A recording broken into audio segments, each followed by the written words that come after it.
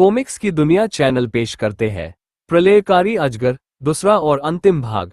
प्रस्तुत कहानी को पूरा जानने के लिए भाग 1 की वीडियो देखें और मेरे चैनल को सब्सक्राइब करना ना भूलें, क्योंकि ये वीडियो मैं आप लोगों के लिए ही बनाता हूँ, वरना मेरे पास समय कहाँ है। जय हिंद, जय भारत।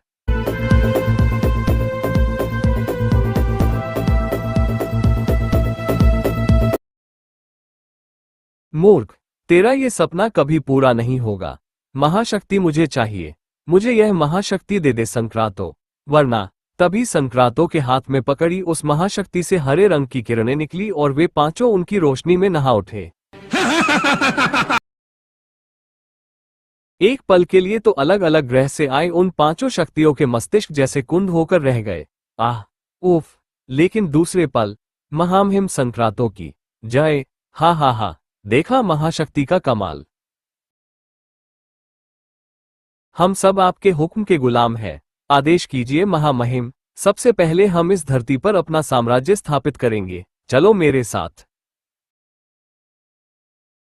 और मुड़ने के साथ ही सबसे पहले उसकी नजर पड़ी अजगर लोक के द्वार पर। आओ, पहले अजगर लोक में घूम लिया जाए, सुना है यहाँ बहुत सोना है। लेकिन जैसे ही वे अजगर लोक के द्वार पर पहुंचे, ठहरो, यह निषिद्ध क्षेत्र है। महाराज की इजाजत के बिना यहाँ परिंदे को भी घुसने की इजाजत नहीं है। अगले ही पल बबोला के हाथ में थमी विचित्र गन ने अपना कमाल दिखाया।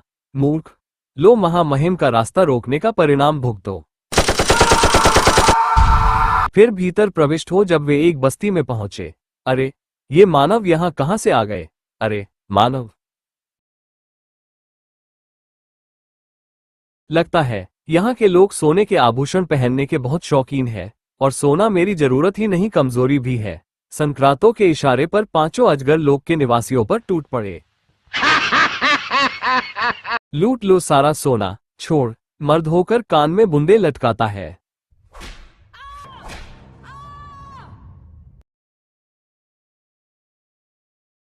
प्रतिरोध करने वालों को उन्होंने मौत के घाट उतार दिया। इसी तरह एक अन्य बस्ती में भी उन्होंने तबाही मचाई। उतार लो सारा सोना इनके मुर्दा जिस्मों से। तभी अजगर लोक का राजा विकराल सैनिकों के साथ वहां पहुंचा।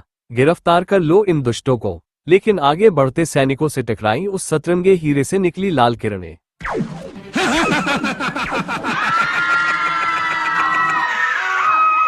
और फिर जल्दी ही परखच्चे उड़ गए राजा विकराल समेत उन सभी सैनिकों के। उधर गहरी नींद सोया अजगर एकाएक चीख पड़ा। अजगर, लगता है तुमने कोई भयानक सपना देखा है। ठीक कहते हो महाबली, और अब मैं जब तक अजगर लोक नहीं हो आऊंगा, मेरे दिल को जैकी चैन नहीं मिलेगा। अगले ही पल वो सुंदर युवक से अजगर बन चुका था। फिर महाबली शेरा के कुछ कहने से पूर्व ही वो आरामगाह से बाहर रैन गया। पता नहीं एकाएक क्या हो गया है इसे। कुछ देर बाद अजगर लोक पहुंच व वहां का दृश्य देख वो पागलों की तरह चीख पड़ा। ऐसा नहीं हो सकता मेरे भाई, तू मर नहीं सकता।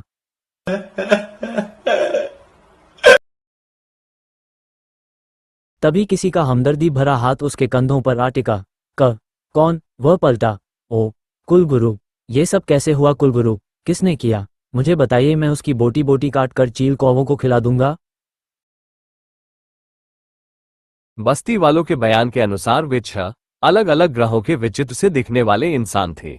फिर कुलगुरु जयद्रोण ने अजगर को संक्रांतों और उनके साथियों के बारे में बता दिया। कुलगुरु की बात सुन अजगर की आंखों के सामने रात वाला दृश्य घूम गया। अगले ही पल क्रोध से धधक उठा अजगर का चेहरा। अब कहाँ हैं वे दुष्ट लोग? पृथ्वीलोक की ओर गए हैं। उनके इरादे अच्छे नहीं नजर आ रहे थे।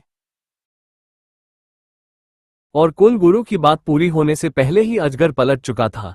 मैं जा रहा हूं कुलगुरु, अब मैं उन दुष्टों का अंत करने के बाद ही अपने भाई की चिता को अग्नि दूंगा। अब यह मेरे रोकने से भी नहीं रुकेगा।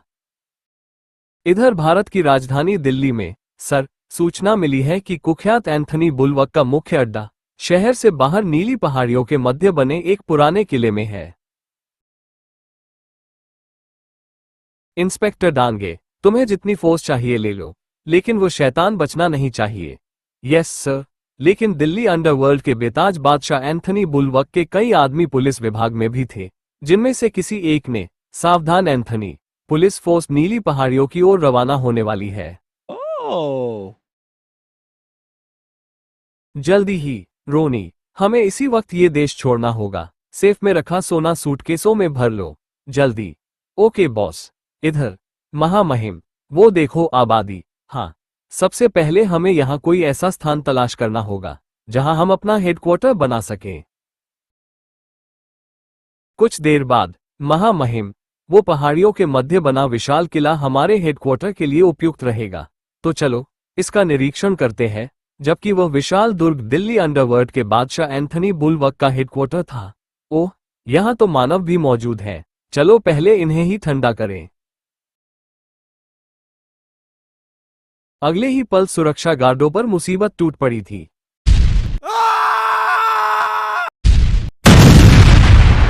धमाकों की आवाज नीचे भी पहुंची। अरे, पुलिस इतनी जल्दी पहुंच गई है। रोनी, भागो, वरना हम मारे जाएंगे। परंतु दरवाजे पर पहुंचते ही एंथनी के चेहरे से बांस जैसा हाथ टकराया। भागते कहाँ हो बच्चे?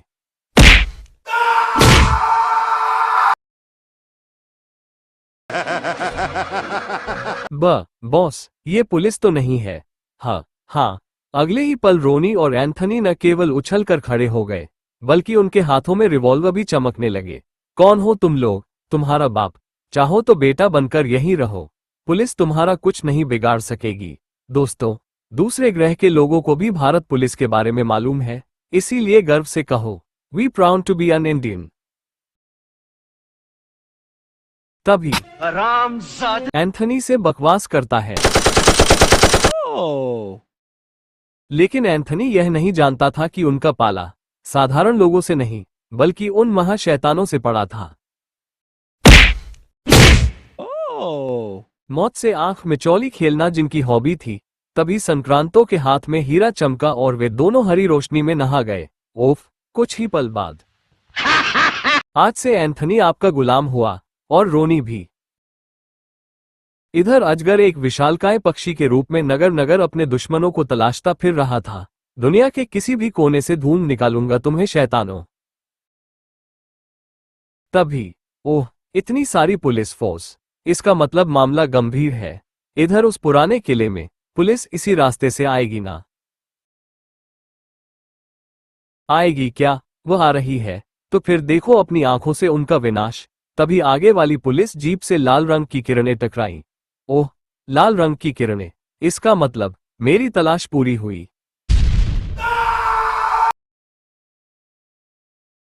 उस जीप के नष्ट होते ही पुलिस फोर्स सक्रिय हो उठी।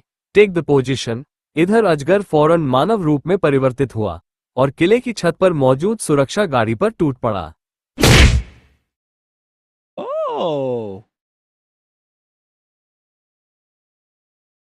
किले की छत पर भी शायद कहीं वीडियो कैमरा लगा रखा था एंथनी ने। तभी तो आश्चर्य है, पक्षी से मनुष्य के रूप में परिवर्तित हो गया। और उधर पूरे 36 घंटे बाद टपोसी ग्रह के सम्राट ओसिका की बेहोशी टूटी। हे ईश्वर, तेरा लाख लाख शुक्र है। तभी एक गुप्तचर वहां पहुंचा। सम्राट, महाशक्ति की तलाश में दुश्मन ग्रहों के कई जासूस पृथ्वी की ओर गए हैं। महाशक्ति, लेकिन वो तो हमारे पास। तभी राजकुमारी टेपरसी ने सम्राट को पूरी बात बताई। सुनकर वह चिंतित हो उठा। राजकुमारी, अगर महाशक्ति गलत हाथों में पड़ गई तो समूचा ब्रह्मांड खतरे में पड़ जाएगा। फिर क्या करना चाहिए? मुझे आदेश दीजिए। तुम्हें पृथ्वी लोक जाकर महाशक्ति वापस लानी होगी। ठीक है। राजकुमारी टेपरसी उसी समय पृथ्वी के लिए रवाना हो गई। इधर गार्ड को समाप्त कर अजगर जैसे ही पलटा, ओह तुम हरामजादो, चीर फाड़ कर सुखा दूंगा मैं तुम सबको। लेकिन वह यह नहीं जानता था कि उसका सामना अपने अपने ग्रह की मानी हुई शक्तियों से था। ओह, लेकिन उन लोगों ने भी शायद अजगर की शक्ति को कम करके आंका था, और उनकी यही गलती उन पर भारी पड़ी।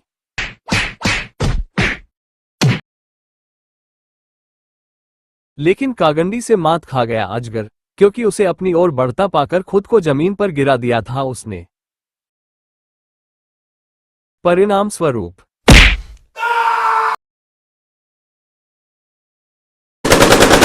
तभी बबोला की विचित्र गन ने आग उगली, लेकिन अजगर ने महाबली शेरा से निश्चय ही बहुत कुछ सीखा था।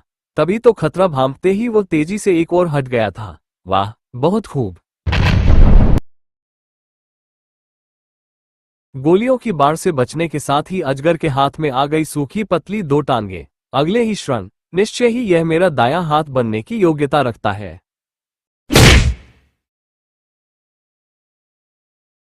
फिर देखते ही देखते अजगर ने कागंडी का भी काम तमाम कर दिया। तभी अब मुझे इसे गुलाम बनाने में देर नहीं करनी चाहिए।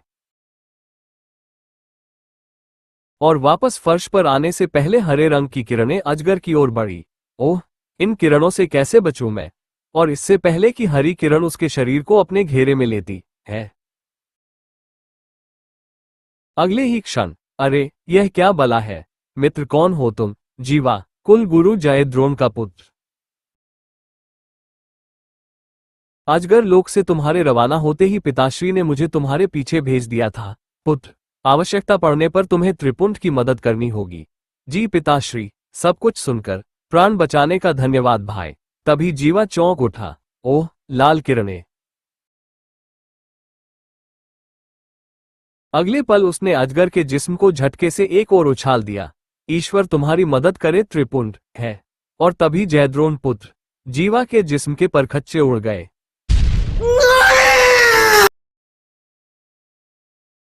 अजगर का जिस्म तेजी से गहरी खाई की ओर बढ़ रहा था। चिंता मत करो, संक्रांतो तुम्हें मरने नहीं देगा। फिर इससे पहले कि अजगर का शरीर जमीन से टकराकर क्षत विक्षत हो जाता, Oh. फिर वो गोला ऊपर उठने लगा। ओह, उसी अंधभक्त ने बचाया है मुझे। लेकिन क्यों? क्योंकि दुनिया पर विजय पाने के लिए मुझे तुम्हारे जैसे सूरमाओं की सख्त जरूरत पड़ेगी। अजगर सुरक्षित छत पर पहुंच गया। जान बचाने का धन्यवाद, लेकिन अब तो मेरे हाथों नहीं बचेगा। खबरदार आगे मत बढ़ना। तभी लड़ाकू विमानों की तेज आवाज से पहाड़ियां कांप उठी। ओह, लड़ाकू विमान शायद हमें ही नष्ट करने आए हैं। अभी चखाता हूं इन्हें मजा। अगले ही पल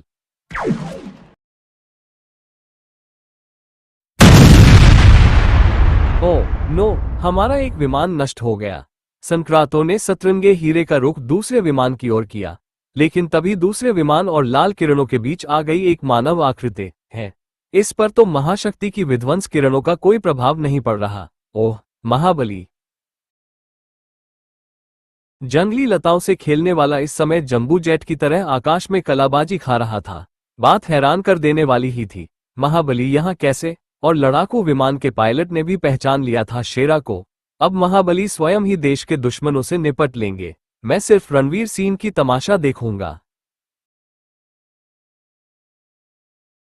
और इधर संक्रांतों की नजरें निकट आते महाबली के कानों पर अटक कर रह गई। अरे इस जंगली के कानों में कर्ण कुंडल और कलाइयों में पावर स्ट्रेप्स, लेकिन ये हमारे ग्रह का तो नहीं। फिर संक्रांतों का पूरा ध्यान शेरा की ओर था। इस सुनहरे अवसर का फायदा उठाया अजगर ने। गंगा हीरा संक्रांतों के हाथ से छूटकर गहरी खाई में गिरता चला गया। ओह नहीं, अगले ही पल उस खाई में मानो जलजला आ गया। ये देख संक्रांतों बुरी तरह सुलग उठा था। अब मैं तुझे जिंदा नहीं छोड़ूंगा। और मैंने भी तुम लोगों को भयानक मौत मारने की कसम खाई है। अगले ही पल संक्रांतों का शरीर रॉकेट की तरह हवा में उठा, फिर पलटकर नीचे जाने लगा।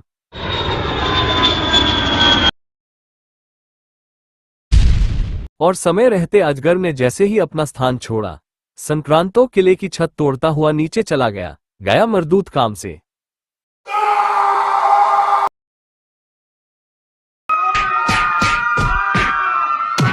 इधर भागने की कोशिश करते हुए तीनों शैतानों को महाबली शेरा ने रोका। अजगर, इन्हें मारकर अपनी कसम पूरी करो।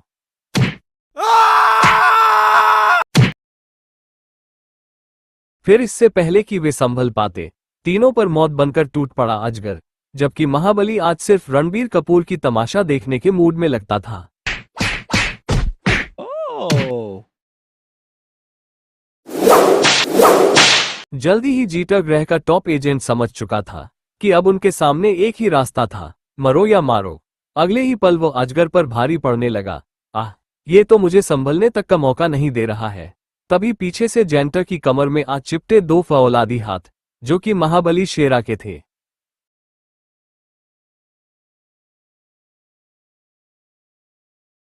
और उन दो शक्तिशाली हाथों ने जैंटर को किले की छत पर पटक दिया। अगर अजगर ने तुझे अपने हाथों से मारकर अपने भाई की चिता को अग्नि दिखाने की कसम न खाई होती तो मैं इसी समय तेरी बोटी बोटी कर देता। अगले ही पल प्रलयनकारी अजगर को मौत की तरह अपने सिर पर खड़ा देख वो गिड़गिड़ा उठा। नहीं, मुझे मत मारो, मैं अपने ग्रह वापस चला जाऊंगा।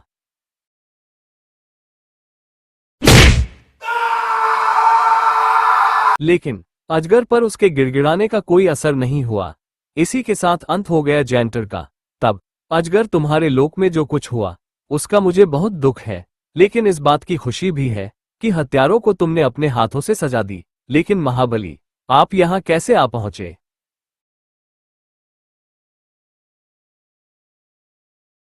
तुम्हारे अजगर लोक जाने की दूसरी रात जब नींद मेरी आंखों से कोसों दूर थी कि अचानक Oh. ये तो कोई स्त्री की चीख मालूम पड़ती है। मैं तुरंत चीख की दिशा में चल पड़ा। उसी गड्ढे वाले स्थान पर मुझे एक दूसरे ग्रह की युवती मुसीबत में नजर आई। यदि मैंने जल्दी ही कुछ न किया तो गैंडा इस लड़की के चितड़े उड़ा देगा। अगले पल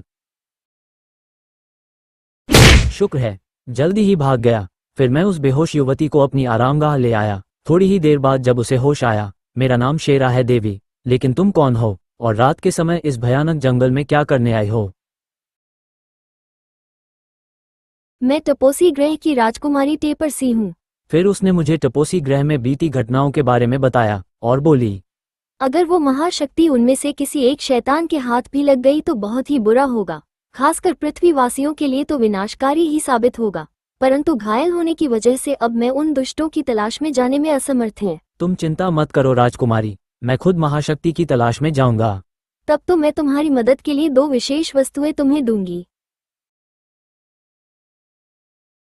फिर उसने मुझे पावर स्ट्रेप और कर्णकुंडल दिए। इनको कलाइयों से बांधकर तुम आकाश में रॉकेट की तरह उड़ सकोगे और यह कर्णकुंडल महाशक्ति की विनाशकारी किरणों से तुम्हारी रक्षा करेंगे।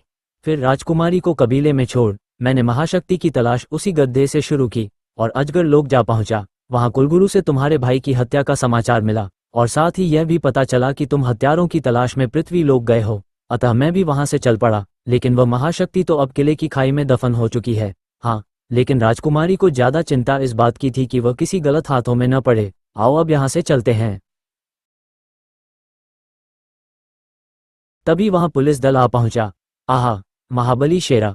ओह, इंस्पेक्टर प्रशांत, तुम यहाँ कैसे? इंस्पेक्टर, हमें सूचना मिली थी कि यहाँ अंडरवर्ल्ड के कुख्यात बदमाश एंथनी का अड्डा है। बड़ी मुश्किल से पकड़ा है एंथनी और उसके साथी रोनी को। तब तो इस सफलता के लिए हमारी बधाई स्वीकार कीजिए। धन्यवाद महाबली। कुछ देर बाद इंस्पेक्टर से विदा। दोनों कबीले की ओर उड़ चले और कबीले पहुंचकर जब महाबली शेरा ने राजकुमारी टेपरसी को पूरी बात बताई। अजगर, मुझे खेद है कि मेरी गलती से तुम्हें अपना भाई खोना पड़ा। ईश्वर को शायद यही मंजूर था राजकुमारी। फिर राजकुमारी टेपरसी महाबली शेरा का धन्यवाद अदा कर वह उसे समय पर हर संभव मदद करने का वायदा दे टपोसी ग्रह के लिए वापस चल पड़ी। उसके बाद अजगर लोक पहुंचकर अजगर ने अपने भाई राजा विकराल का अंतिम संस्कार किया। उस समय महाबली शेरा और काला प्रेत भी उसके साथ थे।